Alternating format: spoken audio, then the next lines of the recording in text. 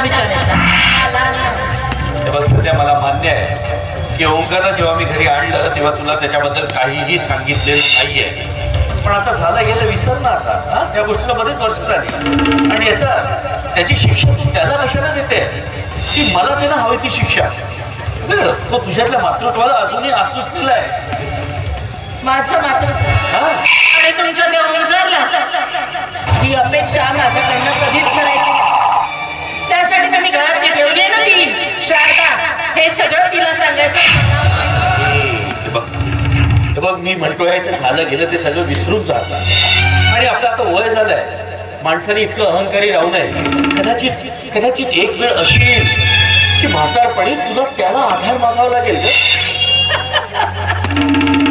मला आणि तुमच्या त्या ओंकारला आधार मागावा लागेल. मी कधी कोणाच्या आधाराने जगणार नाही आणि समजा म्हातारपणात मला कोणाचा आधार घेण्याची गरज पडली तरी त्यासाठी माझा भाचा अविनाश आहे. तुमच्या त्या ओंकारची गरज नाही मला. म्हणजे अजूनही तुझी सोय त्या तुझ्या भाच्यावर अडकली आहे का? पण एक गोष्ट लक्षात असू दे, जर का तुझा निर्णय हाच असेल ना तर माझ्या इस्टेटीतली एक फुटकी कवडी सुद्धा तुला मिळणार नाही. माहितीये ना मला की तुमच्या इस्टेटीतली फुटकी कवडी सुद्धा तुम्हाला मला द्यायची. अरे फुटकी कवडी तर सोडा, जोपर्यंत ती शारदा नावाची बाई आहे ना तोपर्यंत तुमच्या मनाच्या गाभाऱ्यात सुद्धा मला जागा मिळणार नाही. उगाच काय वाटते ते बोलू नको. अगं तिच्या प्रामाणिकपणाला गालबोट लावतेस तू. अगं ती घरची मोलकरी नसून सुद्धा ओंकारकडे जातीने लक्ष देते. त्याला काय हवं काय नको प्रेमानं बघते, सुख दुःख वाटून घेते. अगं खरं तर हे काम तुझं आहे, पण तुला फक्त एकच काय तिच्याचं इकडे. आणि त्यात दोष तुझा नाहीये, दोष आहे ना तो तुझ्या खानदानाचा. हा तुझ्या खानदानाचा. अगे एक तो तुझा भाऊ नाग आणि तू दुसरी एक नागी. पण एक लक्ष असू दे, माझ्या ओंकाच्या आयुष्यात विष काढवण्याचा तुम्ही दोघांनी प्रयत्न जरी केला ना तर जीव घेईल मी तुमचा. माहितीये ना मला माझा जीव घेण्यासाठी तर अगदी तपून बसल्या की कधी कधी माझा जीव जातो आणि तुम्हाला हे अख्खं राग मोकळं. डोंट वरी, मला मारणं म्हणजे काही खायचं काम नाहीये विक्रम. आणि तुम्हाला काय वाटतं तुमच्या मनात काय चाललंय याची मला कल्पना नाही. खरं तर हा एवढा जो घमंड आहे ना तुमचा या पैशाचा या प्रॉपर्टीचा तो मला दाखवायचा नाही. कारण नात्यानं तुमची बायको आहे मी, काही पडून आलेली रखेल नाहीये. तेव्हा ही जी इस्टेट ज्यावर तुम्ही इतकं घमंड करता ती तुमच्या एकट्याची नाहीये.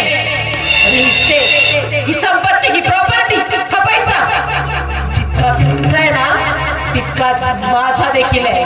कारण या देशाच्या कायद्यानुसार मी तुमची बायको तुमच्या प्रत्येक गोष्टीत बरोबरीची पार्टनर आहे.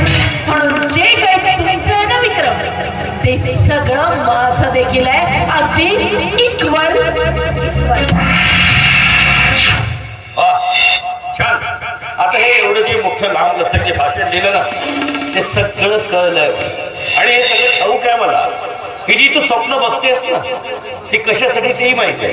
कारण नॉमिनी मध्ये तुझं नाव आहे म्हणून. पण मी जिवंत असेपर्यंत तुझी हे स्वप्न पूर्ण होणार नाही. संध्या राजे तोपर्यंत पूर्ण होणार नाही. तुझी जी ही स्वप्न आहेत ना ती पूर्ण होतील मी मेल्यावर. तोपर्यंत नो इक्वल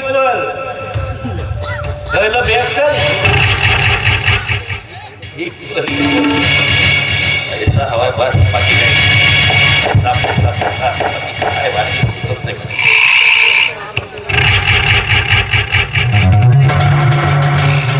तुझ्या पैशाचा खूप घमंड आहे ना तुला विक्रम. पण नाही तुझा घमंड पडला तर नावाची संख्या राजाने येणाऱ्या दिवसात तुला तुझी जागा दाखवली तर नाव सांगणार नाही संध्या राजे म्हणून. काय करू काही सुचत नाही. लवकरात लवकर काहीतरी युक्ती काढावीच लागते.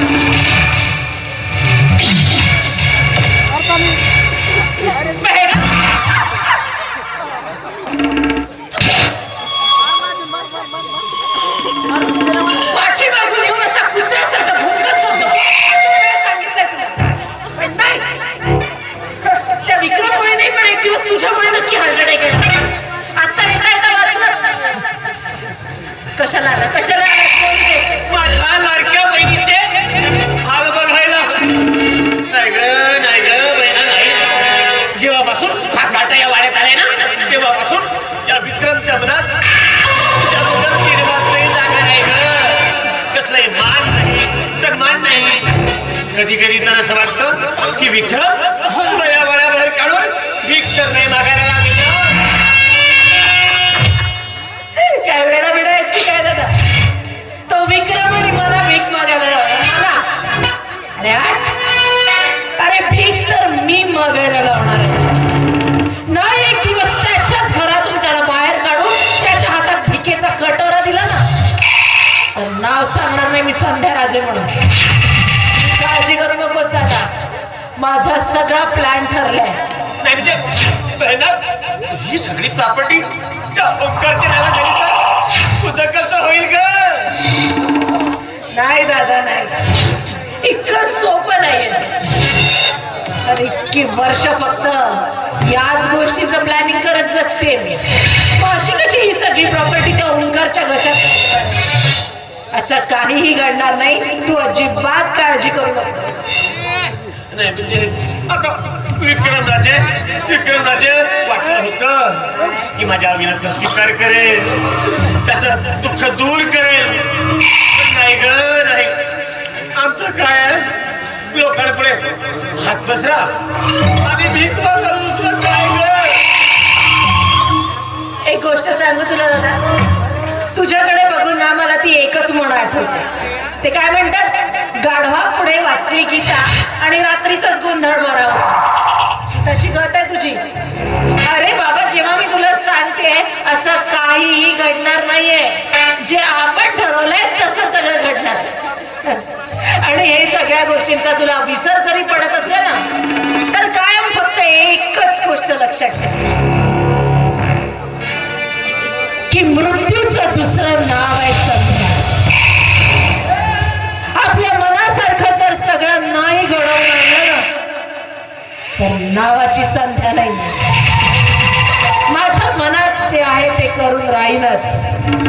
आणि तसं जर नाही झालं ना तर हे अख्खं घर, हे अख्खं ऐश्वर्य सगळं जाळून राख करून टाकेन मी. इथे उभं राहील एक वाळवंट आणि त्यावर उगवतील निवडुंग. लक्षात ठेवायचं दादा, आता हा गेम मीच जिंकला. तू फक्त बघत राहा. You just wait and watch.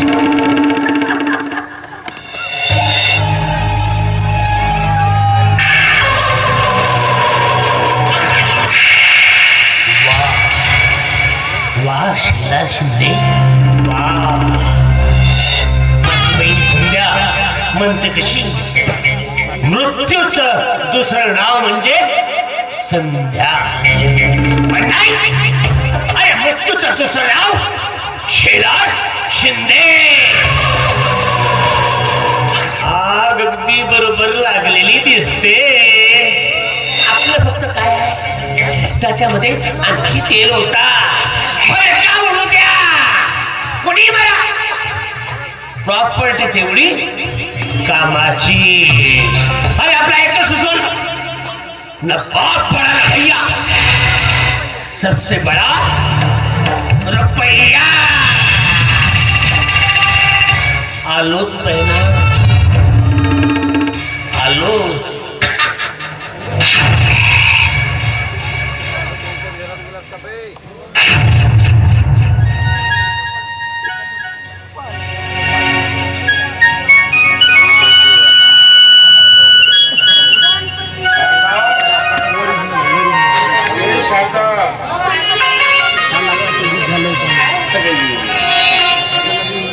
आज तुला एक मला सांगायचं शारदा, खरंच आज आपण अगदी निश्चिंत झालो.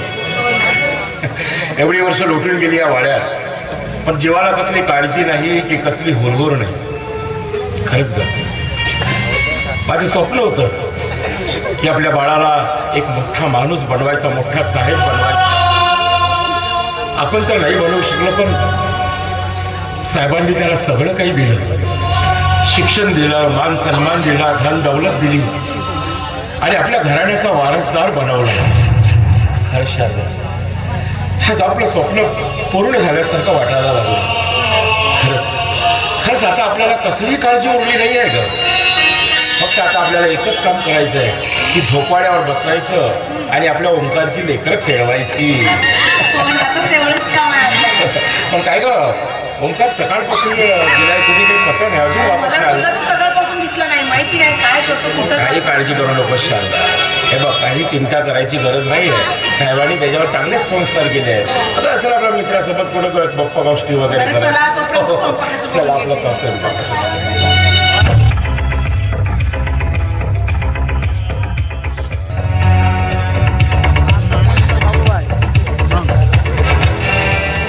आपलाच वाडा नाही म्हणजे आपण आपला वाडा समजून दुसऱ्याच्या तर वाड्यात ऑफकोर्स यार, हा तर आपलाच वाडा. ही तर गाठवा इथंच होती. आवाज येत नाही का बाहेर जाणार? हे शारदा पाणी घेऊन ये.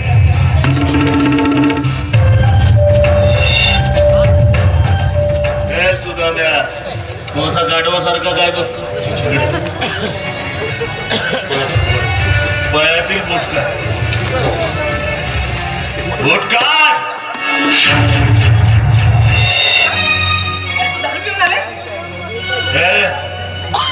नोकरातल्या वाड्यात नोकरासारखंच राहायचं आणि या वाड्यात कधी दारू पिऊन यायचं कधी नाही. ते तुम्ही मला सांगण्याची गरज नाही. या वाड्यामध्ये कुणी दारूला स्पर्श केला नाही आणि आज तू. अच्छा म्हणजे तू मला सांगशील ना? तू मला सांगशील? हे सुद्धा गुटखा छोटे मला एवढी वर्ष या वाड्यात नोकरी केली पण पायातले बूट काढायला कोणी सांगितले नाही आणि तुम्ही मला पायातले बूट काढायला सांगताय. सांगितलं ना मी या वाड्याचा मालक आहे आणि माझ्या आज्ञेचा पालन तुला करावंच लागेल. तुला लाज वाटत नाही? अरे आजपर्यंत त्यांनी तुला वडिलांच प्रेम दिलं, मी आईची माया दिली आणि आज तू कुठं करायला सांगतोस? उपकार केला नाहीत माझ्या, उपकार केला नाहीत. त्या मोबदल्यात तुम्ही माझ्या पप्पाकडून पैसे घेता. तुला सांगितलं ना गुटकार.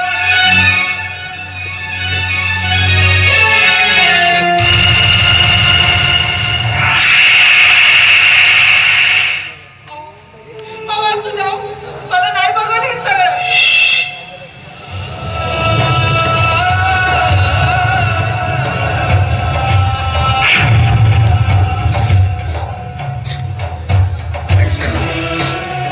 इथं जे घडतं ना ते तुला डोळे उघडे ठेवून बघावंच लागेल, नाहीतर डोळ्याला किडे मारून खाचा पाडाव्या लागतील. चालेल मला माझ्या डोळ्याला खाचा पडावा लागला ना तरी चालेल, पण हे सगळं नाही बघतो. मला सगळं नाही बघतो. शारदा असं बोलू नकोस. आपलं नशीबच खोटं. त्याला आपण काय करणार? काय विचार केला होता आणि काय झालं? हे सुद्धा झाला का रडगा ना?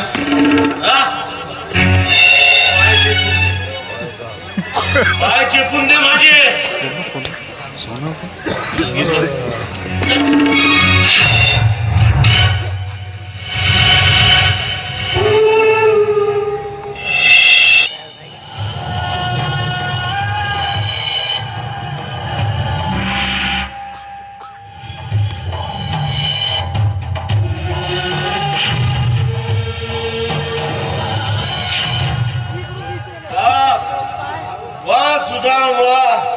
पाय तर तुला मस्त चेपतोय. नाही म्हणजे पाय चेपाला तुझ्या या बायकोने शिकवली की कोण्या दुसऱ्या बाई? का गरीबाची थट्टा करतो? अरे आमची थट्टा करून तुम्हाला काय मिळतं? समाधान.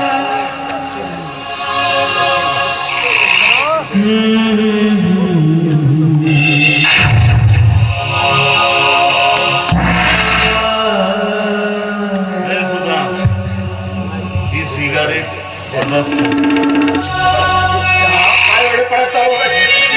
सिगारेट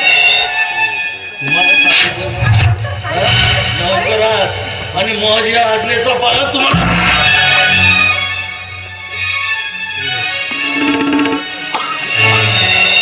ओंकार! काय चाललंय तुमचं काय चाललंय तुमचं अरे हे काय सिगरेट तू यांच्या माफी माग त्यांना माफी माग त्यांना माफी मागणार नाही बाप्पा. बघ तुला त्याची माफी मागावीच लागेल मला सांगितलं ना मी माफी मागणार नाही. दादा अरे बघितलंस का अरे काय मस्त वारस मिळालं रे यांच्या घरात. बहिणा म्हणजे असा वारस मिळायला भाग्य लागतं ग. ए, शेखर! गप्प बसायचं. काय प्रसंग काय उगाच काहीतरी बडबड नको फुकटाने त्याची माफी मागतो आता माफी माग त्याची मी माफी मागणार नाही.